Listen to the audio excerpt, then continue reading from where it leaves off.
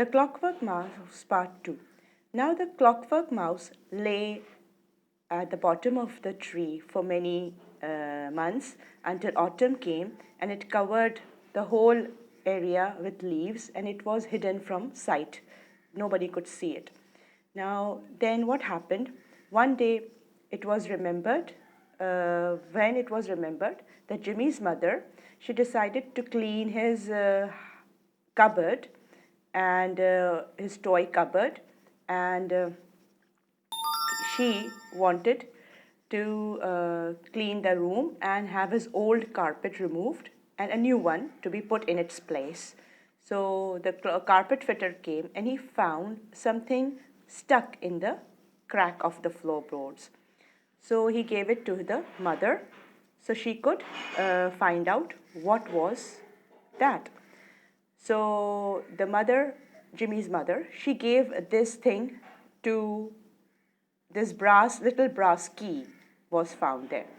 And she gave it to Jimmy and asked him, is it any important thing? Do you know where it fits for some toy? Jimmy looked at it for some time. Then he said, oh, yes, I remember. It's my key to my clockwork mouse. Where is it? Where is my mouse? Mother replied, I have given it away for many years ago. Now he was very upset. He said, Mom, I wanted my clockwork mouse.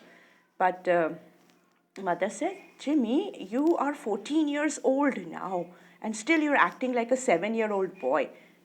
It was no use to you. The key was lost. But Jimmy said, no problem. I shall keep the key in his memory. I will never forget that toy of mine. Now what happened? The clockwork mouse now was again on the move.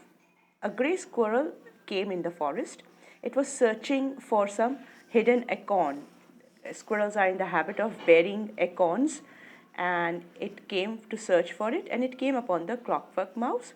It scratched at it angrily and kicked it out into the open. And then when the days followed, a number of other woodland creatures came upon the mouse. A badger picked it up in its great jaws and carried it a little way and dropped it again. A weasel worried at it for a moment before tossing it aside. A hedgehog nibbled at its fur and found it tasteless. I'll show you the pictures again in the online class if it is not coming in the video. Then there was a hedgehog who nibbled at its fur, and because it was a toy, it found it tasteless, so that's why it left it again. Then there was a green woodpecker. It also tapped on the head of the mouse with its strong beak. And then finally, there was a magpie, the nosiest of birds, carried it up to its nest of sticks at the top of an ash tree.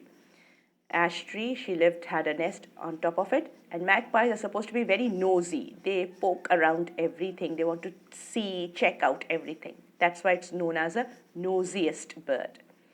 Now, the magpie, why did it pick up the clockwork mouse? Because it is attracted by bright things. So the shiny, beady eyes of the clockwork mouse attracted it, and it picked it up and put it in its nest. Now, the whole year, the clockwork mouse rested in the magpie's nest. There were 3 bottle tops also in it, and some colored glass pieces and a soda can in the nest.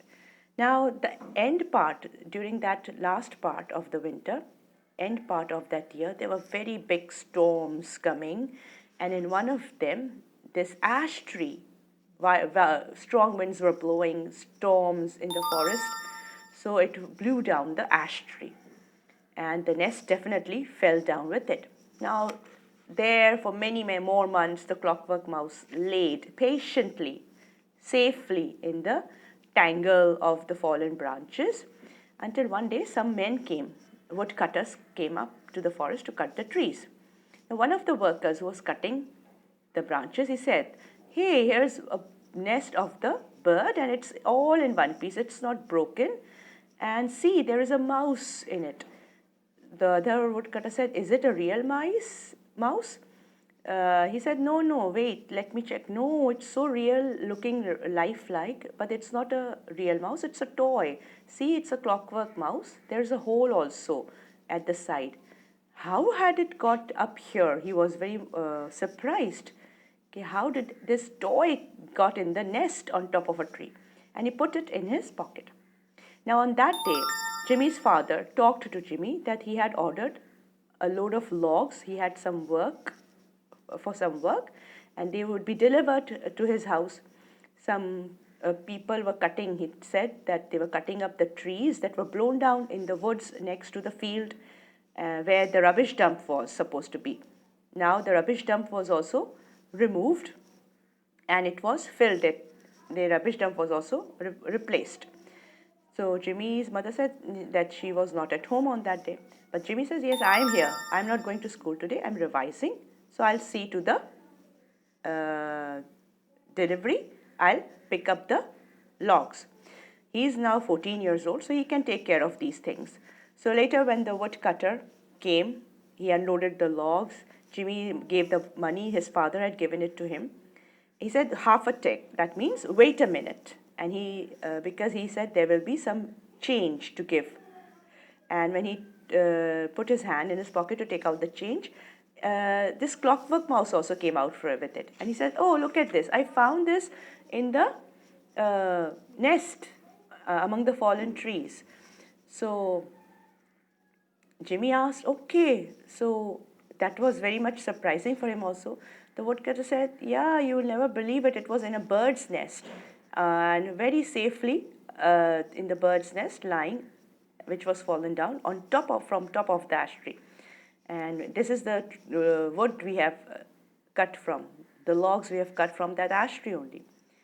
So he says, "I don't have any kids. It's not good to me. And you're also very old, big. Have you any small brothers?" He said, "No, but if you want, you can give it to me." The woodcutter laughed and he gave this clockwork mouse to Jimmy.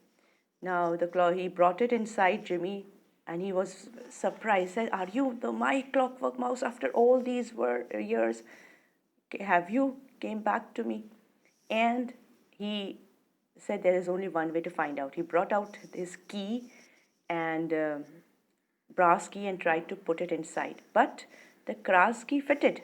It went in the hole, but it was not turning because it had become very rusty. The machine, the mechanism inside had become very rusty. So he used some oil.